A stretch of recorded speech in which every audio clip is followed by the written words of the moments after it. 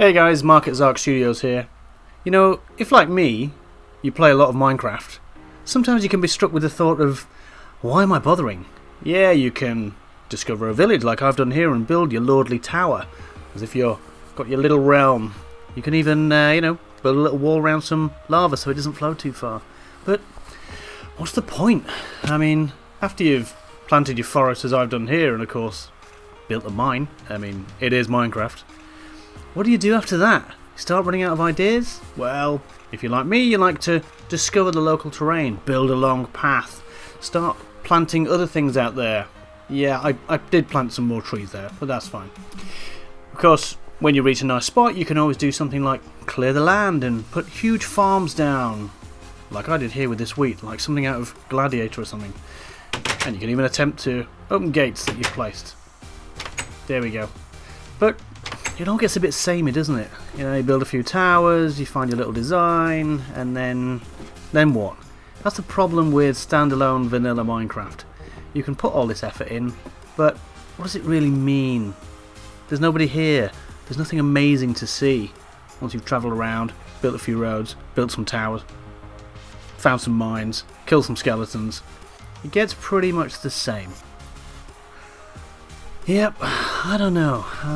I just keep thinking, what if there were a better way to play this game? Well, guess what? There is, and it's called ZarkyMC. That's something the team and I here have been working on for about 6 months now, at least. And the great thing is, it's not just a survival server.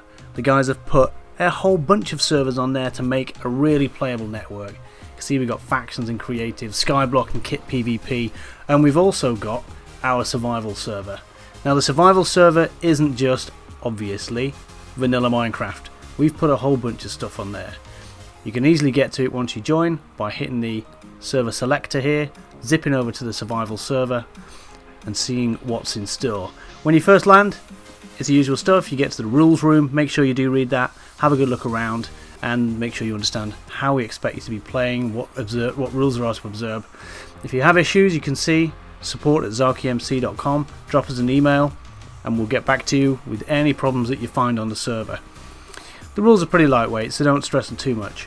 When you come out of the spawn area, you'll hit the NPC shops here, and there's a few other exciting things off this. To the left there, you've got all of the extra areas that we've got on the server. Again, this isn't just, a vanilla Minecraft world.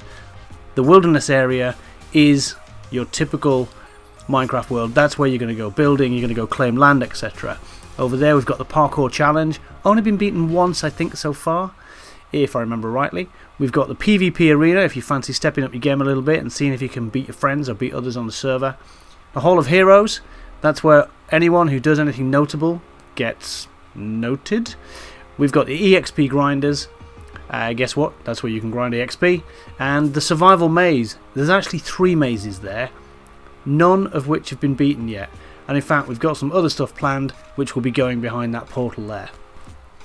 In fact, what we've got planned for there is something even more spectacular, something that I'm sure no other server, no other network has. Now down this side, you've got the crates, and we'll go look at those later, and we've got the shop and the crafting hall. A key aspect that we've spent, again, a lot of time, maybe about a month building in, is the economy.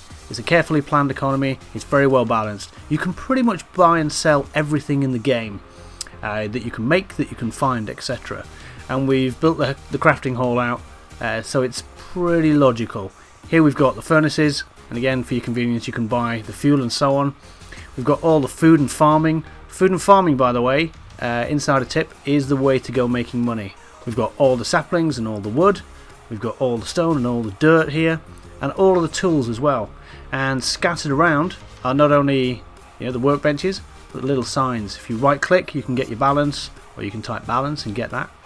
We've got all the other equipment. If you fancy being a bit of a librarian, everything's there too. Again, you can make these, you can buy them, sell them.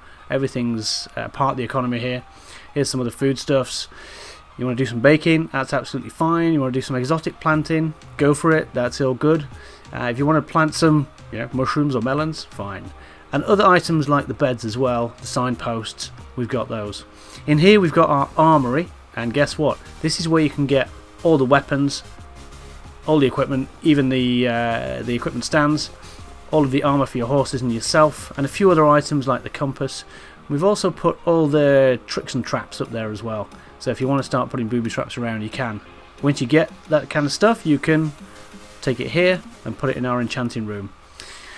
That's the maximum enchant that the game allows, so it's pretty well worthwhile buying the equipment here. Over here we've got another little sneaky area that we're going to build yet more stuff onto. Bear this in mind, we've really only started putting this together, even though there is so much. There's a second section to this. If you go up here, you can hit the smelting rooms, and this has been cleverly designed so that when you step into the smelting rooms, you'll trigger, here we go, you'll trigger the floor like that, the pistons will come up, and nobody can then ninja steal whatever you're smelting in there, so you can stand there with confidence and don't lose all your valuable items. Continuing on through this section, we've scattered around the workbenches and etc, so feel free to just use it wherever in case the server's highly populated. We've got all the dyeing equipment here and the items that can be dyed, so as I said, pretty much everything that is in the game you can buy and sell, and that's, I'm going to keep stressing that the economy is a massive part of this game and not something you can get in standalone. And what you're seeing here is the map room. This represents the wilderness area that I showed you can access via the portals. That's where you will spawn. That's the heart of the game, and that square around it represents the safe zone. We've got paths going north, south, east, west to help you orientate yourself, and you'll have noticed, no doubt, a couple of mega builds that have started to come on. Bottom left there is Castle Castamere. Now then, if we zip back to the portal area and fly merrily into the wilderness, this, as I said, is your regular vanilla Minecraft area, but it's got a lot more in there as well. North, south, east, west, choose your path and head out. Okay guys, see you in the next video when we'll learn what's out here.